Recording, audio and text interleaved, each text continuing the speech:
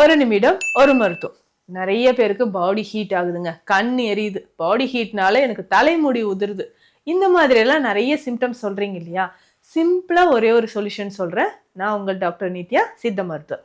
இந்த தொப்புள் அப்படின்னு சொல்லக்கூடிய இந்த நாபி அப்படின்னு சொல்றோம் இல்லைங்களா, இங்க எண்ணெய் வைக்கிற பழக்கம்.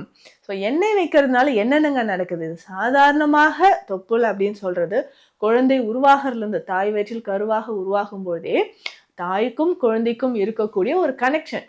ஸோ ஃபுட் எல்லாமே, எல்லா நியூட்ரிஷனும் குழந்தைக்கு இதன் மூலயமா தானே வந்து சேருது. ஸோ நம்ம உடல்ல சின்னதாக ஒரு மாற்றம் நடந்தாலும் அது தொப்புள் மூலயமாக நடக்குது அப்படின்னு சொல்லலாங்க. இதில் எண்ணெய் வைக்கிறது மூலயமாக உடல்ல இருக்கக்கூடிய அத்தனை நாடி நரம்புகளும் வலிமையாகுது. உடல்ல இருக்கக்கூடிய அந்த வெப்பம் நமக்கு குறையுது. ஸ்பெஷலாக இன்டைஜஷன் இருக்கு அப்படின்னா வசம்பு பொடி இருக்கு பார்த்தீங்களா?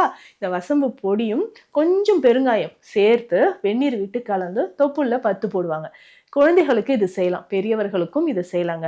அதே மாதிரி இந்த சிறுநீரக பிரச்சனை இருக்கிறவங்களும் சுக்கு பொடியோட மஞ்சள் பொடி கலந்து தொப்புள்ள பத்து போடலாம்.